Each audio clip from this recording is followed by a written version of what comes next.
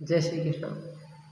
कर्मों का बंधन बहुत बुरा है। हम जो कर्म करते हैं उसे हमें भोगना पड़ता है, क्योंकि कर्म प्रधान विश्व रचि राखा, जो जस करे सो तस फल चाखा। कर्म को प्रधान बताया गया कि जो हम कर्म करते हैं वही हमें भोगना पड़ता है। कहते हैं बोया पेल बबूल का, आम कहाँ से खाएं। जब बबूल का पेड़ बोया जाएगा तो आम खाने को कहाँ से मिलेगा।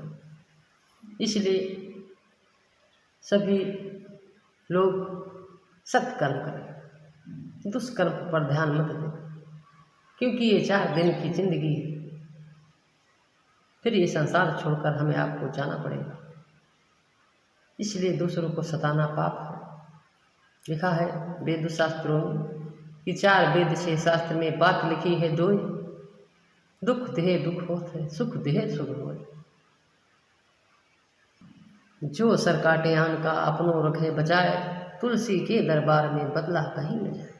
जो दूसरों का सर काटता है उसका सर स्वयं कट जाता है। तो दूसरों को सताना महापाप है।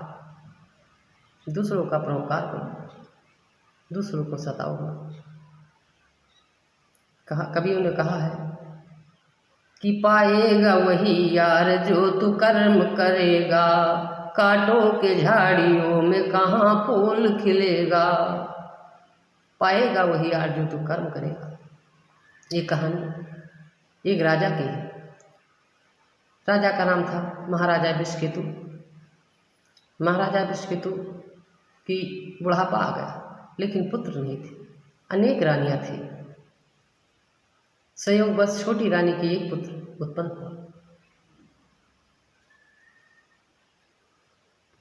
सभी रानियों ने डाह के मारन उस पुत्र को मार डाला, क्योंकि एक ही रानी के पुत्र था और बाकी रानी के पुत्र नहीं था।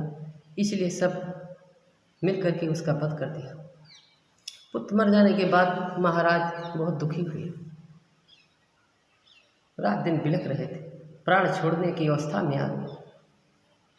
भगवान नारद ने देखा कि महाराजा विश्वकेतु तो प्राण त्याग देंगे पुत्र के मोह। नारद जी ने आकर के बहुत समझाया, लेकिन राजा को ज्ञान नहीं हुआ। अंत में नारद जी ने उस पुत्र की आत्मा को बुलाया और उस शरीर में आया और जीवित होकर के बोला, हे पिता, क्यों बिलख रहे हो? मैं ना तुम्हारा पुत्र हूँ ना तुम हमारे पिता। ये सब कर्मों का जाल है।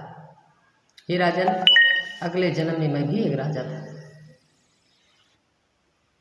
हमने राजपाट अपने पुत्र को देख करके जंगल में तपस्या करने के लिए चला गया। एक दिन भिक्षा मांगते हुए एक नगर में गया। वहाँ एक स्त्री ने मुझे गोला गोईठा दिया। उस गोला गोईठा को ला करके मैंने हवन कुंड में डाल दिया। उसमें चींटी भरी हुई थी। सभी चींटियां उस अग्नि कुंड में जल करके मर गई। महाराज, वही चींटियां तुम्हारी औरत हुई और गोला गोईठा देने वाली मेरी माँ बनी।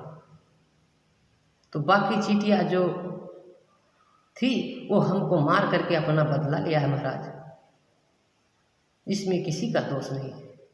जो तू कर्म करेगा उसको भोगना ही पड़ेगा। तो हे राजन, सो त्याग दो। ये संसार कर्मों का जाल में फंसा हुआ है।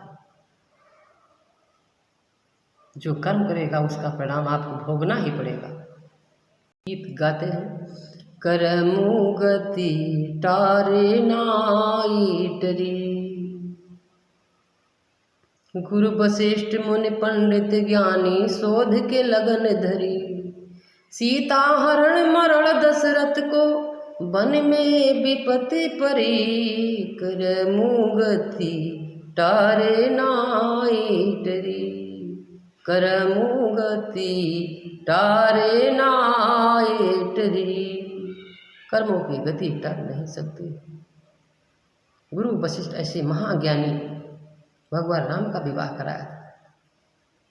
फिर सीता हरण हुआ, दशरथ मरण हुआ, वन में विपत्ति पड़ी, कैसे कैसे महान कष्ट झेलने को मिले। लेकिन ये सब कर्मों का जाल है।